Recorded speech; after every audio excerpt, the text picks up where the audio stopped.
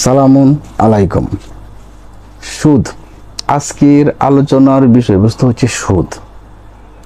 তো একটা সময় আমরা যখন ছোট ছিলাম, ক্ষুদ্রকালে, তখন আমরা দেখতাম যে এই যে সুদের যে ব্যবসাটা, এটা নির্দিষ্ট সংখ্যক কয়েকটা এনজিওর দ্বারা নিয়ন্ত্রণ হতো।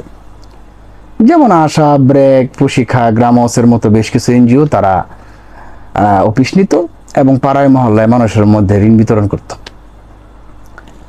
ওটা সীমিত ছিল, কিন্তু বর্তমান সময়ে যে ভয়াবহ বিষয় সেটা হইতেছে কিছু মানুষ যারা ওই সমস্ত এনজিওতে জব করতো, তারা ওই এনজিও থেকে বের হয়ে আসে এখন নিজেরাই ঋণ বিতরণ করার কার্যক্রম খুলে নিয়ে বসছে। নাম দিছে মাল্টিপারপাস সমিতি, নিচে ছোট্ট করে লেখা দিছে ইহা একটা সামাজিক ব্যবসা, অথবা তারা মুখে বলে ইহা একটা সামাজিক ব্যবসা। সুদের ব্যবসা করতেছে, কিন্তু বলতেছে সামাজিক ব্যবসা। তো এই যে বয়ানটা যে সুদ একটা সামাজিক ব্যবসা, এই বয়ানটা কিন্তু ওই আইএমএ জাহেলিয়াত যুগের বয়ান। ওই সময়ও বেঈমান যারা মুশরিক, তারা বলতো যে আমরা তো টাকা পয়সা ইনভেস্ট করি, আমরা লগ্নি করি, আমরা মানুষকে টাকা পয়সা দিই, তারা ওর থেকে লাভ করে, সেই লাভ থেকে কিছু লভ্যাংশ আমাদেরকে দেয়, আমরা সেটা গ্রহণ করি। সেম কথাটা বর্তমান সময়ে মাল্টিপারপাস সমিতিধারীরা বলতেছে যে আমরা মানুষকে মূলধন দিই, মানুষকে পুঁজি দিই, টাকা পয়সা দিই, তারা এটা নিয়ে ব্যবসা করে সেই ব্যবসা করে যে লাভটা হয়, সে লাভের কিছু অংশ আমাদেরকে দেয়। এটা একটা সামাজিক ব্যবসা, এটা সুদ না।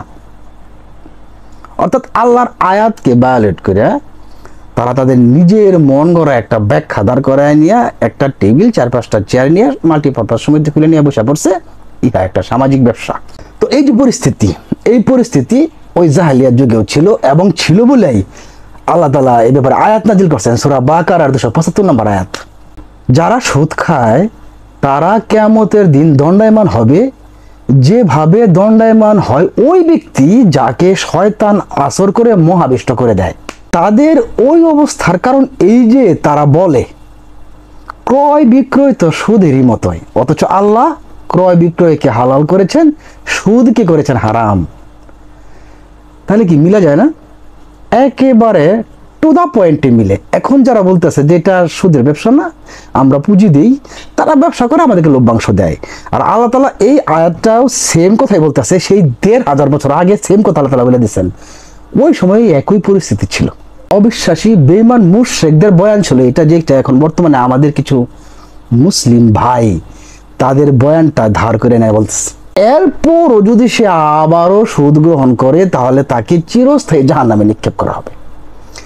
যদি সে ভুল বুঝতে পারে, যদি সে তার এই ভুল থেকে ক্ষমা পাওয়ার জন্য আল্লাহর উপর ভরসা করে, ওকে ফাইন, আল্লাহ তাকে মাফ করে দিবে। কিন্তু এই আয়াত আসার পরও যদি সে পুনরায় সুদ গ্রহণ করে, তাহলে তাকে আল্লাহ চিরস্থায়ী জাহান্নামে নিক্ষেপ করার অঙ্গীকার করছে। খুবই ভয়ঙ্কর বিষয় যে এই বিষয়টা এখন আমাদের সমাজে মাল্টিপারপাস সমিতির নাম নিয়ে একটা খুব স্বাভাবিক প্রক্রিয়া হিসেবে প্রতিষ্ঠিত হয়ে গেছে অলরেডি। দেখেন, এই বিষয়ে আল্লাহ তাআলা সূরা বাকারার 278 নম্বরে আরো বলছেন, হে ঈমানদারগণ, তোমরা সুদের সমস্ত বকেয়া পরিত্যাগ করো যদি তোমরা ঈমানদার হও। আগে এবং পরে দুই জায়গায় তাআলা ঈমানদার শব্দটা ব্যবহার করছেন এবং ডাকতেছে যে হে ঈমানদারগণ, তোমরা সুদের সমস্ত বকেয়া এখনো পরিশোধ করো, এখন, স্টিল নাও, এখনই পরিত্যাগ করো যদি ঈমানদার হও। যদি পরিত্যাগ না করো তাহলে তোমার ঈমান শেষ, ঈমান কর্তন হয়ে যাবে যদি সে সুদের বকেয়া পরিত্যাগ না করে। এরপরেও কি যারা মাল্টিপারপাস সমিতির নামে সুদের ব্যবসা খুলে বসে আছে, তারা কি হেদায়েত প্রাপ্ত হবে না? তারা কি আল্লাহর এই আয়াত থেকে শিক্ষা গ্রহণ করে তাদের যে ভয়াবহ বক্তব্য যে একটা সামাজিক ব্যবসা, তারা কি এটা থেকে বিরত হবে না? এরপর দেখেন আল্লাহ তাআলা এই একই সূরা বাকারার 279 নম্বর আয়াতে বলতেছে, যদি তোমরা সুদ গ্রহণ পরিত্যাগ না করো তাহলে আল্লাহ এবং তার রাসূলের সাথে যুদ্ধ করার জন্য প্রস্তুত হও। তুমি মানে সামান্য একটা মানুষ পোকায় কামড় দিলে তুমি বাবা গোমায়াগো করে চিৎকার মারো, একটা যোগ দেখলে, একটা সাপ দেখলে তুমি আতঙ্কগ্রস্ত হয়ে পড়ো, আর সেই তুমি আল্লাহ এবং তার রাসূলের বিরুদ্ধে যুদ্ধ করবা? তোমার সেই বুকের পাটা, তোমার সেই শক্তি সামর্থ্য তোমার আছে যে আল্লাহ এবং তার রাসূলের বিরুদ্ধে তুমি যুদ্ধ করবা? আর যদি তুমি এটা না করো, যদি তুমি তওবা করো, তাহলে তোমার যে মূলধন সেটা তুমি ফেরত পাবে।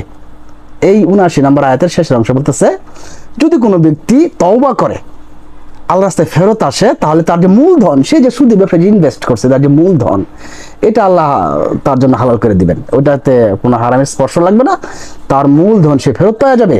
এরপর বলতেছে যে তুমি যদি কারো উপর অত্যাচার না করো, তাহলে কেউ তোমাদের উপর অত্যাচার করবে না।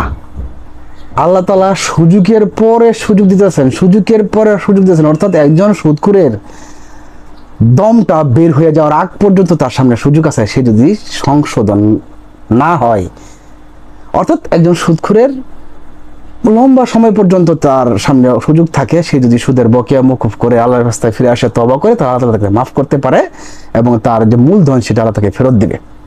কিন্তু ভাই, আপনি কখন তওবা করবেন, কখন আল্লাহর রাস্তায় ফেরত আসবেন? আপনি কি জানেন কখন মৃত্যু দূত এসে আপনার সামনে দাঁড়ায় যায়? আর যখন মৃত্যু দূত এসে সামনে দাঁড়ায় যাবে, তখন আপনার এমন ঈমান ফেরত আসবে, আপনি চাইবেন যে তওবা করি, আল্লাহ আমাকে সুযোগ দাও, আমি তওবা করি, আমি যেন ভালো হয়ে যেতে পারি। কিন্তু সেই চূড়ান্ত সময়ে আল্লাহ তাআলা আপনাকে কোনো ধরনের সুযোগ দিবেন না। অতএব সাবধান হয়ে যান, দুনিয়ার সামান্য স্বার্থের প্রয়োজনে আপনি আপনার জীবনকে চিরস্থায়ী জাহান্নামের দিকে ঠেলে দিয়েন না।